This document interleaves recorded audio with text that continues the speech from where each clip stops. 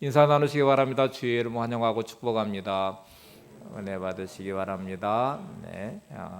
우리 지난주까지 감사 7가지 언어를 살펴보면서 삶 속에서 감사가 얼마나 중요한지를 살펴봤는데, 이게 언어라고 해놓으니까 언어는 선택이 가능하죠. 그래서 다시 계명으로 좀 바꾸어서 우리가 반드시 지켜야 될 계명으로 다시 고백을 해보시고, 여러분의 삶이 감사를 통한 기쁨과 행복의 열매를 거둘 수 있기를 바랍니다. 다시 7계명으로 요약을 하면서 짧게 말씀드리고 오늘 말씀을 시작하겠습니다. 첫 번째는 모든 것을 주셨습니다. 대가 없이 받았음에 대한 감사였죠. 이거를 내가 반드시 지켜야 될 첫 번째 계명으로 놓고 모든 것을 주셨습니다. 이 감사는 우주 만물을 창조하셔서 특별히 에덴 동산을 만드신 하나님이 아담과 하와에게 대가 없이 공짜로 주신 것에 대한 감사죠. 우리의 삶은 우리가 생명이 이 땅에 태어났을 때 하나님의 생명값을 여러분이 지불하고 이 땅에 태어난 분도 없고요. 지금 오늘 살아가시며 주어진 시간과 삶의 모든 것들에 대한 대가를 지불하고 사는 사람이 없어요. 다 주신 것을 받아 누리며 사는 것이잖아요.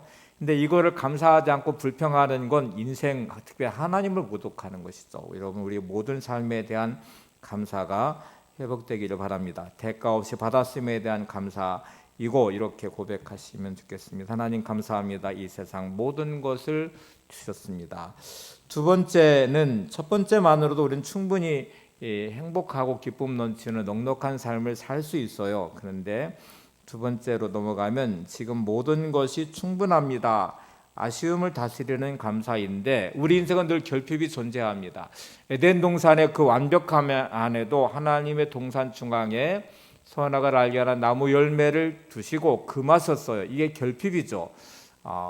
가질 수 없는, 먹을 수 없는 그 나무와 그 열매를 보면서 저것까지 먹었으면 참 좋겠는데 하는 결핍을 느낄 수밖에 없어요. 그런데 여러분, 우리가 살아가면서 어떤 인생도 만족할 만큼의 풍요로움은 없습니다. 항상 돈이 있는 분들은 좀 더 가졌으면, 건강하신 분들도 좀 더 건강했으면, 우리의 삶에 좀 더 좋은 자녀였으면, 좋은 부모였으면, 좋은 형제였으면, 좋은 성도였으면, 이렇게 어떤 상황과 환경에 대해 결핍이 존재하는데, 근데 여러분, 지금 이걸 주신 것은 우리가 하나님이 아니라는 것도 알게 할 뿐만 아니라 그 결핍이 우리 인생을 지키고 보호하는 돌봄의 신호등이기도 합니다.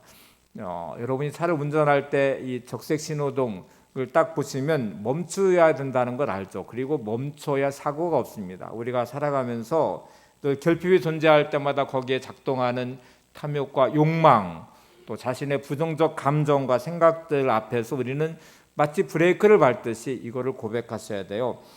지금 모든 것이 충분합니다. 하나님 지금 주신 것만으로도 충분합니다. 이렇게 고백하시면서 이제 살아가는 삶, 이게 에덴의 창조한 세상에서의 모습이고, 세 번째부터는 이제 타락하는 과정과 타락한 이후의 세상의 모습에서 감사의 회복이에요. 세 번째는 이거였죠. 철저히 따르겠습니다. 유혹을 해결하는 감사였는데, 뱀이 하와를 유혹할 때 과정을 잘 살펴보시면 유혹이 시작되는 자리는 말씀에 부분 왜곡이 들어가기 시작해요. 하나님의 말씀을 완전 왜곡을 하는 게 아니라 한 부분을 왜곡시켜서 유혹을 시작했고, 거기에 동의를 하기 시작하면 완전 왜곡과 불순종으로 끌어가 버립니다.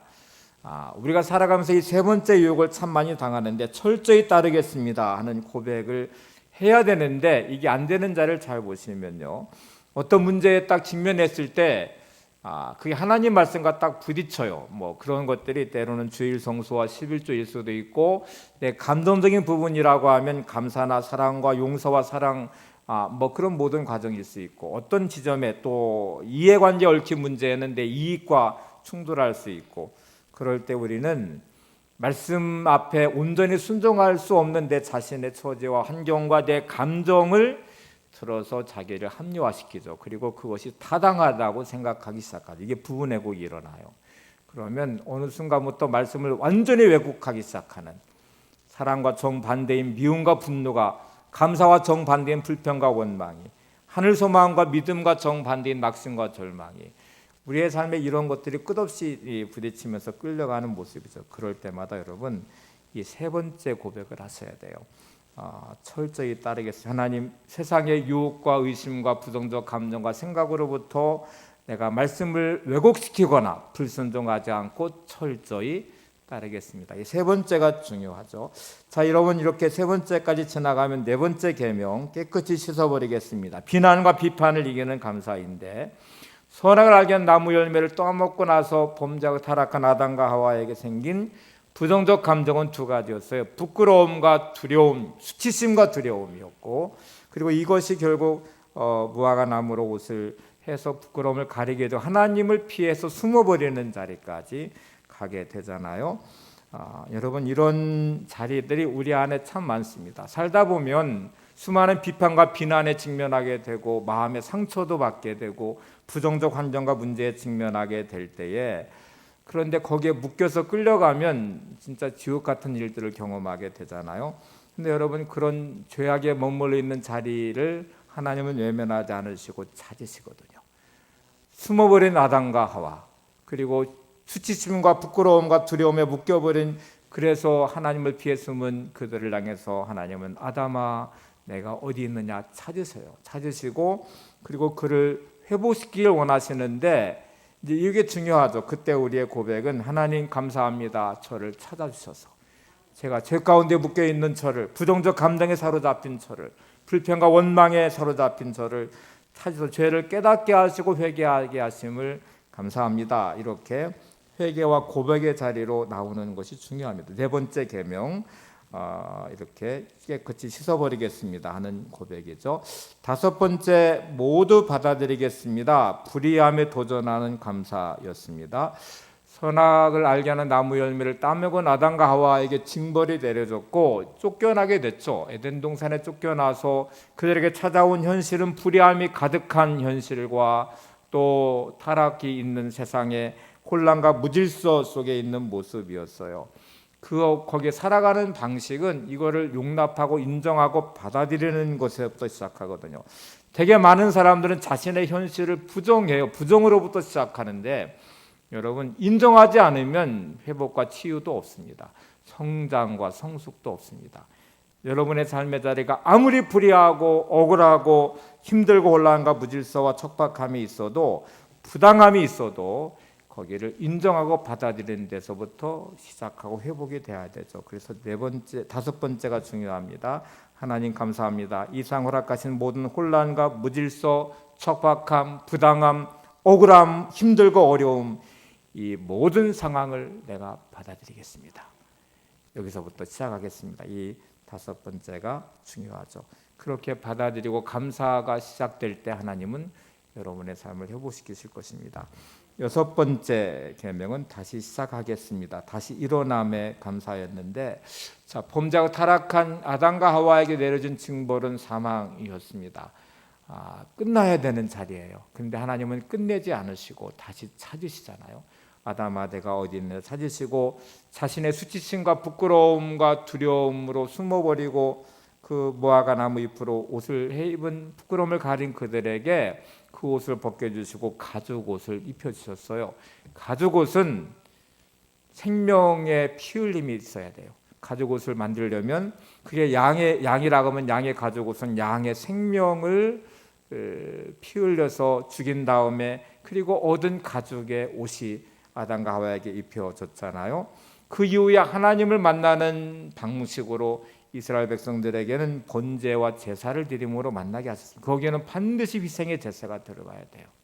내가 지은 죄가 사망이고 죽음이고 심판임을 내가 아는데 하나님이 내게 은혜 주셔서 하나님을 만나고 회복하는 자리에 세우셨으니까 양의 머리에 자신의 죄를 전가하면서 하나님, 내가 지은 죄가 이렇게 죽어야 되는 죄인데 내 죄를 대신 전가하고 이렇게 양의 목숨으로 피 흘림으로 하나님께 나갑니다 하고 고백하며 드리는 것이 번제의 제사이죠.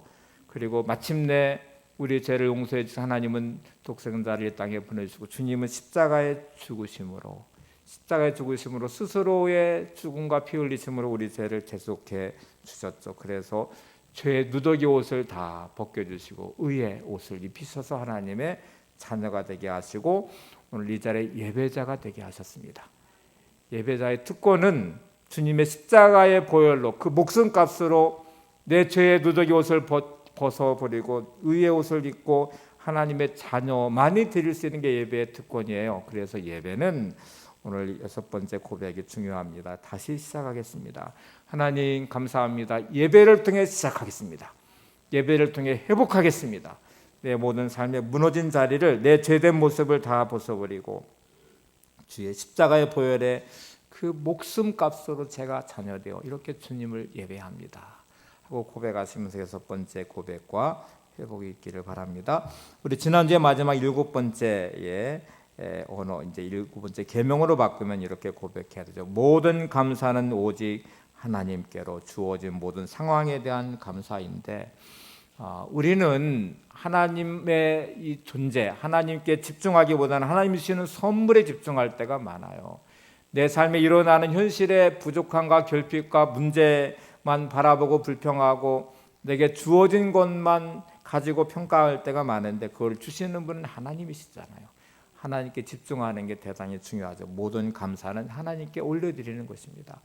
우리 지난주에는 김동호 목사님 예화를 들으면서 그 아이들이 김동호 목사님이 가져오는 바나나에 관심 갖고 오자마자 가로채고 들어가 버렸다는 말씀을 드렸는데, 이게 하나님께 우리가 집중하고 감사를 올려드리는 게 중요하죠. 그래서 7번째 감사는 감사의 완성이 될 텐데요.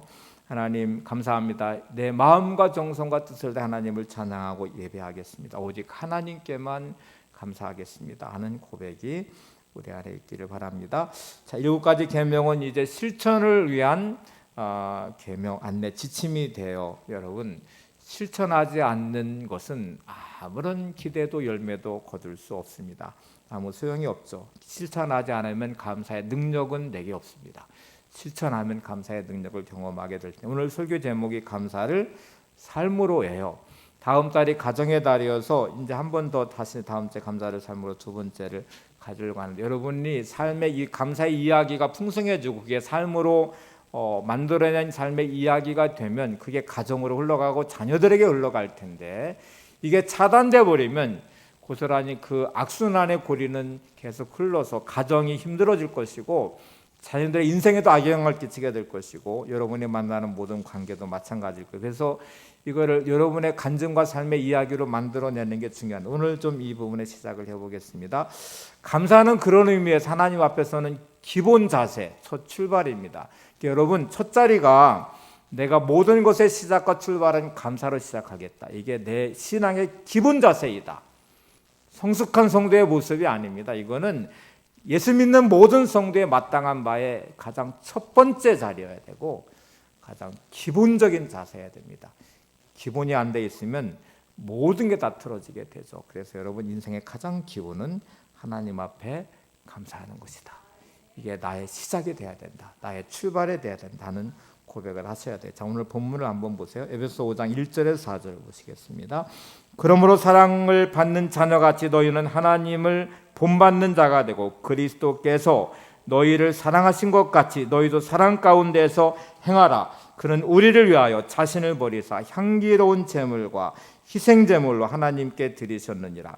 음행과 온갖 더러운 것과 탐욕은 너희 중에서 그 이름조차도 부르지 말라. 이는 성도의 마땅한 바니라. 누추함과 어리석은 말이나 희롱의 말이 마땅하지 아니하니 오히려 감사하는 말을 하라. 옆에 분을 보시면 당신은 하나님의 자녀입니다. 하나님을 본받는 자 되시기 바랍니다.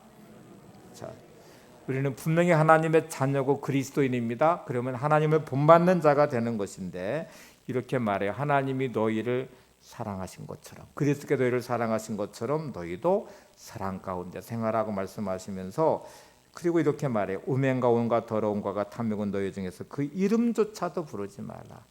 이는 성도에게 마땅한 바니라. 하나님의 자녀 성도에게 마땅한 바가 있는데 앞에 열거되어 있는 내용들은 절대로 우리 입 밖에 나와서는 안 되고 우리의 삶이 되면 안 된다는 거죠. 성도에게 마땅한 바는 뭐예요? 어리석은 말, 희롱의 말이 아니고 감사하는 말이래요. 성도답다는 말은, 그리스도인답고 하나님의 자녀답다는 말은 감사하는 자가 되는 것입니다. 감사는 선택의 사항이 아닙니다. 우리의 모든 삶의 자리는 내가 감사할 수 있는 요건과 환경이 그렇게 많지 않다는 걸 우리는 알아요. 내게 늘 결핍이 존재하고 모든 사람이 내 앞에 온전하지 않음도 알아요. 그럼에도 불구하고 성도에 마땅한 바는 감사하는 자가 되는 것입니다. 이거를 잃어버리면 성도다움을 잃어버리는 거예요. 우리가 이제 창세기 출애굽기 이렇게 쭉 훑어서 말씀을 읽어가 보시면 불평과 원망 속에 하나님의 답은 절대로 없다는 걸 알게 돼요. 그리고 어느 순간부터 하나님은 불평과 원망에 대해 책임을 물으시고 징계와 심판을 하기 시작하세요. 그리고 하나님의 길을 열어가는 가장 중요한 방식은 감사로부터 시작된다는 것도 알게 되죠. 여러분, 성도다움이 우리 가운데 있기를 바랍니다. 또 하나 중요한 사실은 감사가 시작되는 그 자리는 하나님이 주신 무한한 하나님의 영광을 드러내는 자리가 될 것이면서 한편으로는 내 안에 주신 하나님의 복을 찾아가는 길잡이도 될 것입니다. 그래서 우리 인생에 주어진 자원이 무궁무진하다는 것을 어느 순간에 깨닫게 돼요. 언제 깨닫게 되는지 보세요. 금광을 캐는 광부를 한번 생각해 보시면 금광을 이제 채굴을 시작을 하는 광부가 이곳에 금이 있다는 확신을 가져 일단 시작을 하겠죠. 그리고 그가 찾는 것은 금맥일 거예요. 금이 있는 금맥, 금덩어리가 존재하지는 않습니다. 그 수많은 바위와 흙 속에서 금이 섞여서 그 안에 들어있는 거잖아요. 금맥을 찾아가는 것인데 그 찾는 과정을 한번 생각해 보시면 확신이 필요하고 그러면 노동이 들어가야 되고 노력을 할 텐데 하나하나 이거를 깨트려가고 캐가면서 왜 이렇게 바위가 많아? 왜 이렇게 불순물이 많아? 왜 이렇게 흙이 많아? 왜 이런 거야? 이렇게 불평과 원망을 하면서 주저앉아 버리면 절대로 금맥은 찾을 수 없어요. 금맥이 들어있으면 그거를 거기만 집중하면서 찾아야 돼요. 흙도 파내야 될 곳, 돌, 바위도 깨트려 버리면서 그 금맥에 집중하고 찾아가기 시작할 때 거기 숨겨져 있는 어마어마한 금맥을 찾을 수 있겠죠. 하나님이 저와 여러분의 인생 안에 어마어마한 자원을 담아 놓으셨습니다. 그거를 찾아갈 때 그 어떤 것으로도 찾기가 힘들어요. 여러분 불평과 원망한다고 찾아질 수 없잖아요. 신세한탄하면서 찾을 수 있습니다. 그런데 찾는 방법은 감사를 시작하시면 드디어 하나님 우리 안에 담겨놓으신 어마어마한 하나님의 영광스러운 금맥을 찾아가게 될 것입니다. 그리고 그것을 누리게 될 것이죠. 분명히 하나님 우리를 인생에 축복해 주셨잖아요. 우리 안에 많은 것을 담아 놓으셨거든요. 그 담아 놓은 과정을 찾아가는 것은 마치 연장으로 그 바위를 깨트리듯이 감사로 우리의 모든 삶의 부분들의 장애물을 깨트려가면서 하나님이 주시는 것들을 찾아가는 것이죠. 그런 의미에서 보면 감사는 닫혀진 문을 여는 비밀 번호와 같습니다. 금고 안에 있는 아무리 귀한 것들이 보석이 들어있어도 이 문을 열지 않으면 가질 수 없잖아요. 근데 그 여는 방식은 마치 비밀번호를 내가 알고 있어요. 그래서 그 번호를 누르면 열리듯이 열쇠로 열듯이 감사는 하나님의 금은보화가 담겨지는 보화로운 문을 여는 비밀번호이고 열쇠이기도 하죠. 컴퓨터를 사용하시는 분들은 이렇게 꺼져 있는 컴퓨터를 이렇게 전원을 딱 넣어서 스위치를 켜면 화면이 뜨면서 프로그램들이 거기에 뜨게 돼요. 프로그램은 내가 쓰고자 하는 것들이 그 안에 들어있겠죠. 깔려 있겠죠. 그런데 이 마우스로 더블 클릭을 해야 열리거든요. 한번 저를 따라서 보세요. 감사는 더블 클릭이다. 네. 네. 화면에 떠 있는 프로그램으로 들어가 사용하려고 할 때 마우스로 더블 클릭하듯이 감사는 더블 클릭입니다. 여러분의 인생을 열어요. 여러분의 삶이 하나님의 복의 통로로 열어가는 중요한 자리가 되겠죠. 자, 그러면 여러분 우리가 사랑도 하나님의 사랑 명령, 감사도 명령형으로 계속 주어져 있음을 알게 돼요. 오늘 본문에도 감사하는 자가 되라 하고 명령하잖아요. 그러면 사랑 명령과 감사 명령 중에 어떤 게 지키기가 쉽고 어려울까요? 사랑 명령은 정말 힘들고 어려운 거예요. 이 사랑 앞에 우리가 놓여지는 건 하나님 수준까지 사랑하려고 할 때 용서가 따라와야 되고 용서하려면 그 사람을 이해해야 되고 용납해야 되고 그러려면 내가 더 성장하고 성숙한 사람이 돼야 되거든요. 그 사람 품을 만큼 성장하고 성숙하려면 때로 긴 시간이 필요하고 인내가 필요하고 내가 품을 수 있는 넉넉한 마음과 그런 품이 필요하고 이런 모든 과정 안에서 우리는 끝없는 우리의 삶을 쳐서 복종시키는 과정이 필요할 것입니다.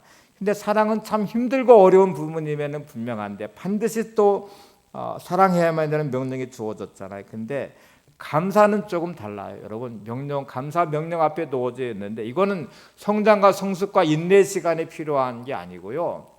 지금 당장 할 수 있습니다. 이게 놀라운 사실이에요. 내가 불평이 가득하고 원망이 가득해도 여러분 시선을 바꾸어서 감사의 조건을 찾아보세요. 그러면 지금 당장 하나님을 향해서 하나님 감사합니다 시작할 수 있습니다. 내가 살아있음이 감사하고, 오늘 내가 호흡할 수 있음이 감사하고, 오늘 내가 이렇게 주 앞에 예배드릴 수 있음이 감사하고, 불평의 시선을 돌리면 끝없이 불평할 수 있지만 여러분 지금 당장 내가 성숙하지 않았어도, 성장하지 않았어도, 인내가 필요 없이 그냥 여러분의 시선만 바꾸면 지금 당장 감사할 수 있어요. 그래서 감사는 사랑보다 쉬워요. 그리고 그런 의미에서 사랑은 의무론에 가깝지만 감사는 존재론에 가깝습니다. 사랑은 의무처럼 어쩌면 해야만 되는 의무가 주어져서, 내가 미움과 분노가 가득하지만 사랑해야 되기 때문에 인내도 필요하고, 사랑해야 되기 때문에 기도가 필요하고, 사랑해야 되기 때문에 말씀을 품고 내 자신을 복종시키면서 용서와 사랑의 자리로 가는 의무에 가까워요. 근데 여러분 감사는 존재론에 가깝습니다. 내가 존재하는 것 자체가 감사예요. 감사 7가지 언어를 살펴보며 말씀드린 것, 내가 이미 존재해서 받은 그 모든 것이 감사의 재료잖아요. 그래서 내가 이미 숨쉬고 있는 것이 감사고, 내가 살아있음이 감사고, 내가 예배드리고 있음도 감사이잖아요. 그래서 감사가 시작이 되면 그러면 사랑의 자리로 갈 수 있습니다. 감사가 없는데 사랑이 불가능합니다. 여러분 존재에 대한 감사, 그 사람에 대한 감사와 고마움이 없는데 용서와 사랑으로 갈 수가 없어요. 그건 불가능한 일이에요. 그래서 감사가 첫 출발이 돼야 되고요. 감사가 나를 사랑의 사람으로 가게 만들어요. 용서의 사람으로 가게 해요. 그래서 진정한 감사는 사랑의 실천의 자리로 가게 합니다. 넬슨 만델라 이야기를 좀 전해드려 볼게요. 이분이 이걸 어떻게 했는지 한번 보세요. 남아프리카 공화국에 태어난 이분은 가장 많이 영향을 받은 건 말할 것도 없이 부모님이 신앙으로 양육했고 믿음의 교육을 잘 시켰기도 했고, 이제 한 가지 이야기를 전해준 게 평생 가슴에 남아 있다고 하는, 다음 주에 어린이집에서 이 말씀을 전하도록 하려고 해요. 넬슨 만델라는 이제 법학을 전공해서 변호사가 됐어요. 흑인인 남아프리카 공화국은 영국의 지배를 받았던 나라이고 이 인종차별의 법이 어마어마했습니다. 흑인은 어마어마한 핍박을 받고 차별을 받고, 그러면서 백인 우월주의, 아프리카에 있는 나라임에도 불구하고 백인이 지배하는 나라이고 백인 우월주의 안에 어마어마한 차별을 받은 흑인들의 차별이 존재했어요. 그래서 흑인들이 폭동과 항거를 많이 했어요. 이 정권에 대해서. 넬슨 만델라도 흑인이잖아요. 흑인인데 변호사로서의 자기의 삶이 안정되게 펼쳐지겠지만 이 흑인들의 억압받는 고통과 아픔을 외면할 수가 없어서 이 불의한 권력에 맞서서 싸우기 시작했는데 44살 때에 체포가 됐고 재판을 받아 46살 때 종신형을 선고받습니다. 우리로 말하면 무기징역을 선고받고 감옥에 갇히게 됐어요. 이게 46살 때였습니다. 감옥에 갇힌 그는 끓어오르는 분노를 주체할 수가 없었어요. 자기가 변호사라는 안정된 직업을 포기했습니다. 자기 개인만을 위한 삶이 아니라 어릴 때부터 받았던 신앙의 교육과 어머니의 그 이야기 속에서의 깨달음을 가지고 누군가를 위한 삶의 희생과 헌신을 위해서 이렇게 했던 결과가 종신형이에요. 그리고 그런 불의한 권력에 항거했던 자신이 지금 처벌받아 감옥에 갇힌 이 상태의 중노동에 시달리는 자신의 비참함을 보면서 끝없이 끓어오르는 분노가 그 안에 있었어요. 그래서 이렇게 하나님께 많이 기도했어요. 하나님, 저는 오직 정의만을 위해서 일생을 불태워왔습니다. 그런데 제게 일어난 일이 도대체 어떻게 이걸 해석해야 됩니까? 하나님의 뜻이 도대체 뭡니까?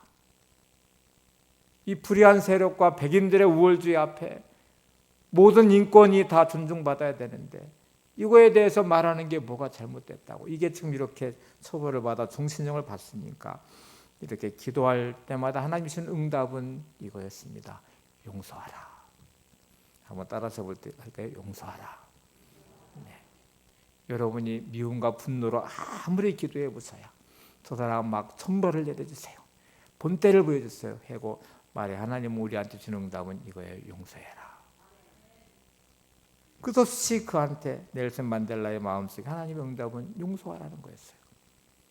백인들에 의해서 이렇게 억압받고 처벌당하고 총신령을 당하고 수많은 흑인들이 죽임을 당하고 그 고통을 당하는 그 현실 앞에서 하나님의 응답은 용서하라는 것이었습니다.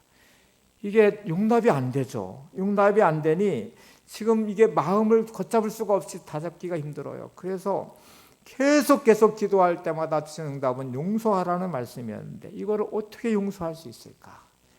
그래서 하나님의 귀한 마음의 감동은 감사로 시작해라 하는 말씀이었어요.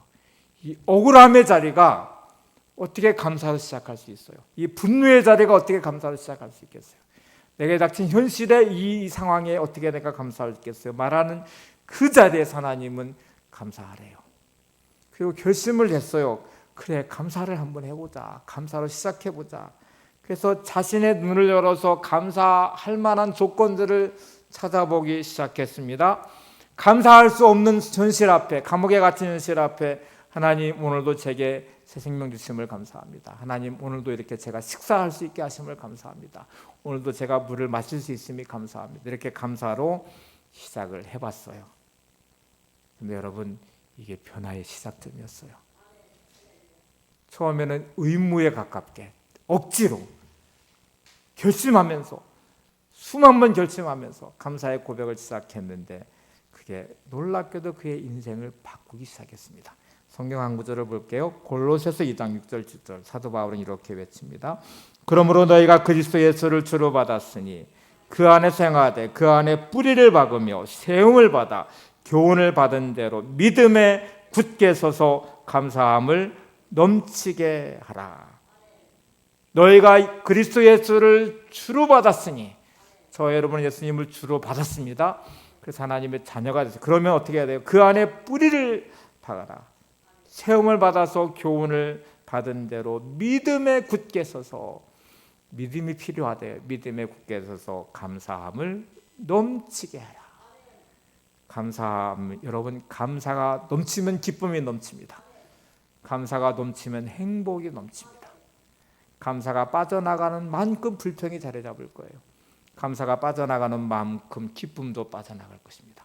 감사가 빠져나가는 만큼 행복도 빠져나가고 불행이 그 안을 차지하게 될 것입니다.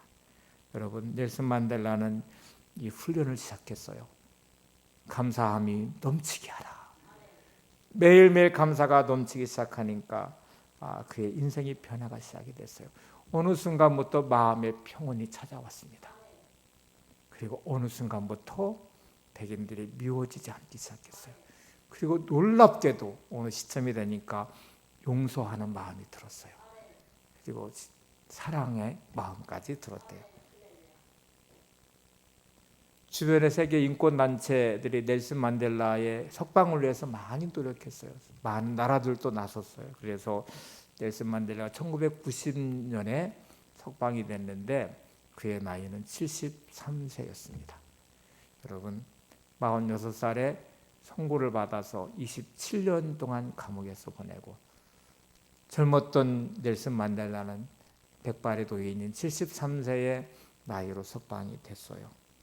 감옥에서 풀려날 때 수많은 TV와 인터뷰 기자들이 몰려왔고 TV로 생방송이 됐어요. 근데 그의 첫 마디가 뭔지 아세요? 땡큐, 감사합니다 했습니다. 27년의 억울한 감옥 생활에 자신의 삶이 망가지지 않은 상태로 그의 마음이 지켜졌어요. 그리고 하나님을 향해서 감사합니다 하는 고백을 드렸어요. 그리고 이렇게 말을 했어요. 나는 아무도 원망하지 않습니다. 저는 누구도 미워하지 않습니다. 27년의 생활에 묶여버린 그의 청춘이 다 감옥에서 보내졌어요. 억울함의 시간일 수 있는데 그의 첫 번째 고백은 감사였고요. 그의 마음속에는 이미 용서가 시작이 돼서 아무도 원망하지 않습니다 하고 고백했어요. 73세의 나이로 추록한 넬슨 만델라의 얼굴은 너무나 평안했고 기쁨이 넘쳤고요. 그의 몸은 너무 건강했어요. 이게 너무 의아스러웠습니다. 수많은 기자들이 인터뷰를 하면서 물은 첫 번째 질문은 이런 거였어요. 보통 사람들은 5년만 수감 생활을 하면 몸과 마음이 다 망가져 버리는데 어떻게 27년 동안 감옥에 그렇게 억울하게 계셨는데 어떻게 이처럼 건강할 수 있었습니까? 어떻게 그렇게 평안하고 얼굴에 그렇게 미소가 가득할 수 있습니까? 이렇게 질문할 때 넬슨 만델라의 대답을 제가 그대로 인용해 볼게요. 이렇게 대답했어요. 나는 감옥에 있는 동안 하나님께 늘 감사를 드렸습니다. 하늘을 보면서도 감사하고 땅을 보면서도 감사했습니다. 음식을 먹으면서도 물을 마시면서도 감사했습니다. 강제 노동을 나갈 때면 다른 죄수들은 원망스러운 마음으로 끌려갔지만 나는 감옥보다 넓은 자연으로 나갈 수 있어서 감사했습니다. 골로새 2장 6절 7절 말씀의 뒷부분을 보시면 믿음에 굳게 서서 감사함을 넘치게 하라. 한번 따라서 해보실래요? 믿음에 굳게 서서 감사함을 넘치게 하라. 넬슨 만델라의 행복의 비밀은 여기에 있었습니다. 그의 회복의 비밀도 여기에 있었습니다. 자신의 삶의 억울함을 떨치고 일어설 수 있는 자리에도 여기에 있었습니다. 믿음에 굳게 서서 감사함을 넘치게 하라. 그의 어둠은 밝은 빛으로, 절망은 희망으로, 불행은 행복으로 다가왔고요. 그의 삶을 바꾸어냈어요. 넬슨 만델라는 추록한 이후에 수많은 강연을 했어요. 강연을 했는데 갈 때마다 백인들을 미워하지 마세요. 그들을 용서하세요. 그들을 원망하지 마세요. 여러분, 이 말에 주는 메시지가 어마어마한 파장을 일으켰어요. 수많은 폭동과 항거와 그 정권에 막 끝없이 일으키는 수많은 그 불의한 억울함 또 고통의 고리를 끊어내기 시작했습니다. 그리고 드디어 300년 동안 이어져 내려왔던 인종차별법을 폐지시켰어요. 백인 우월주의 안에서 흑인을 억압했던 모든 법들이 폐지가 됐어요. 그리고 그 공로로 1993년에 노벨 평화상을 받게 돼요. 그리고 그 다음에 남아프리카 공화국 최초로 흑인 대통령이 됐습니다. 300년 동안 흑인들은 절대로 공직에 나갈 수 없었어요. 공무원도 될 수 없었어요. 대통령은 꿈도 꿀 수 없었습니다. 300년의 백인 우월주의 안에서 흑인들은 아무것도 할 수 없었던 그 모든 것을 철폐시키고 최초로 흑인 대통령이 됐어요. 그의 말 한마디 한마디는 많은 영향력을 끼치게 됐습니다. 그의 한마디에 청소년들은 꿈을 꾸기 시작했고 그 일화들 예화들이 참 많은데 남아프리카 공화국의 축구팀이 참 약팀이었대요. 근데 만델라 대통령이 가서 격려 한마디에 승리도 했대요. 그러니까 그 말의 위력이 얼마나 대단한 거예요. 여러분, 감사로 회복하시기를 바랍니다. 우리가 이제 감사를 삶으로라는 모토를 가지고 5월달을 보내시면 좋겠어요. 가정의 달에 감사를 삶으로 어떻게 적용해서 우리 안에 어떤 일이 일어나는지, 우리 부부 사이에 어떤 일이 일어나는지, 우리 자녀들이 어떻게 변해가는지, 우리 가정에 어떤 변화가 일어나는지, 여러분의 삶의 터전이 어떤 변화가 일어나는지를 경험해 가시기를 바랍니다. 데살로니가전서 5장 16절에 18절을 보세요. 항상 기뻐하라, 쉬지 말고 기도하라, 범사에 감사하라. 이것이 그리스도 예수 안에서 너희를 향하신 하나님의 뜻이니라. 너무 잘하는 말씀인데 이 말씀대로 살아가십니까? 하고 물어보면 어떻게 항상 기뻐해요? 어떻게 쉬지 말고 기도하세요? 어떻게 범사에 감사해요? 이렇게 말할 수 있는데 비결은 딱 하나밖에 없어요. 여러분의 감정에 초점을 두면 절대로 항상 기뻐할 수도 범사에 감사할 수도 없습니다. 여러분의 생각에 초점을 두시면, 환경과 문제에 초점을 두시면 이거 절대로 불가능합니다. 딱 한 가지만 가능합니다. 하나님의 뜻에 맞추셔야 됩니다. 그리스도 안에서 너희를 향하신 하나님의 뜻, 하나님의 뜻은 항상 기뻐하는 것, 쉬지 말고 기도하는 것, 범사에 감사하는 것입니다. 초점을 거기에 맞추면 기쁨의 삶을 살 수 있어요. 범사에 감사할 수 있어요. 그게 하나님의 뜻이니까요. 여러분의 감정에 초점 맞추면서 반응하지 마시기 바랍니다. 환경과 문제에 초점을 맞추면서 반응하지 마시기 바랍니다. 우리의 초점은 항상 하나님의 뜻에 맞추시고 그리고 감사를 지켜내셔야 돼요. 기쁨을 빼앗기지 말으셔야 돼요. 알고 실천하는 것과 알고 실천하지 않는 것의 차이를 여러분 아십니까? 제가 설교 시작하면서 알고 실천하는 때 열매 맺음에 대한 말씀을 드렸어요. 내가 아무리 잘 알아도 실천하지 않으면 결과가 없습니다. 여러분이 아무리 농사 짓는 법을 잘 알아도 농사 짓지 않으면 열매도 없잖아요.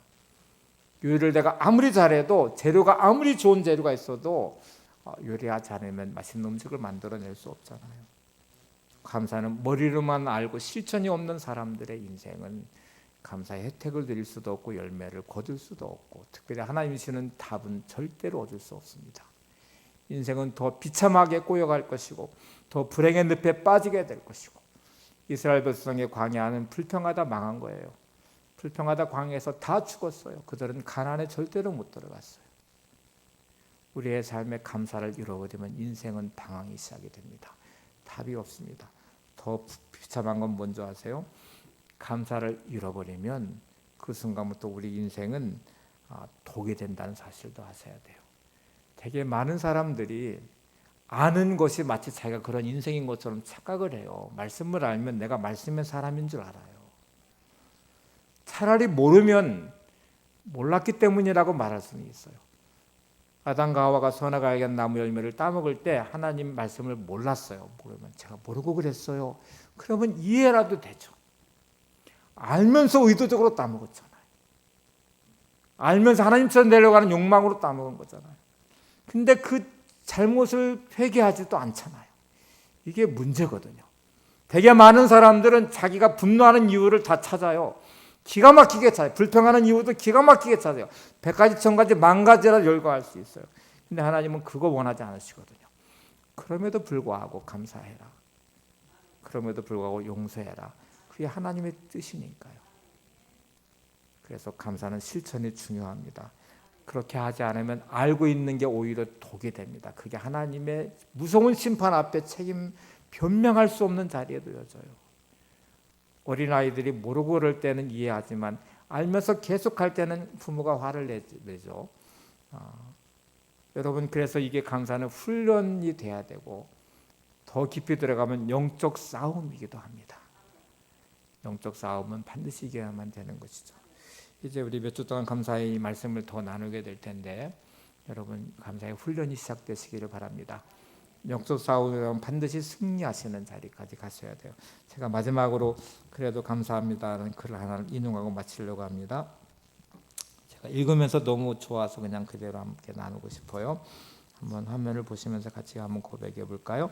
감사, 그것은 우리 삶에서 음식을 맛깔나게 하는 소금과 같은 것입니다. 그것은 상큼한 사과를 한 입에 베어 물 때 입에 와닿는 달콤하고 향기로운 과즙 같은 것입니다. 그것은 또한 우리 생명을 살아 숨쉬게 하는 호흡과 같은 것이고 우리를 빛의 세계로 인도하는 기쁨의 사닥다리 같은 것입니다.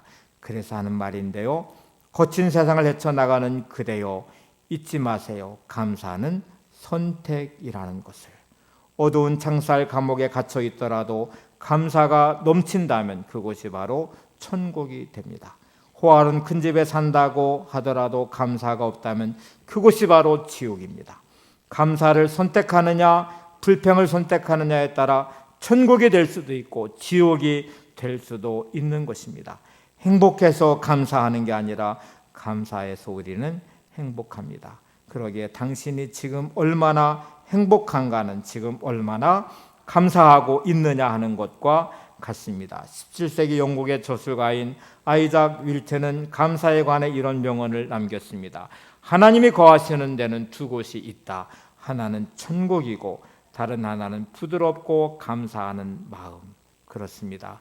감사는 졸업장이 없습니다. 그것은 끝이 없는 과정입니다. 자, 여러분, 그대의 심장을 날마다 감사로 고동치게 하십시오. 아침에 일어나면 그날 할 일들이 있음에 감사하십시오. 잃어버린 것들에 눈길을 돌리지 말고 남아있는 것들에 감사하십시오. 복받기를 원하거든 먼저 감사하는 사람이 되십시오. 삶의 감사가 넘쳐 여러분의 생애를 매 순간 최고가 되게 하십시오. 축복합니다. 오늘 이 글 중에 이렇게 권면하고 싶어요. 여러분, 내 심장이 날마다 감사로 고동치게 하시기를 바랍니다. 여러분의 인생이 감사로 열어가시는 복된 삶이 되시기를 바랍니다. 행복 찬양 함께 부르시고 기도하겠습니다.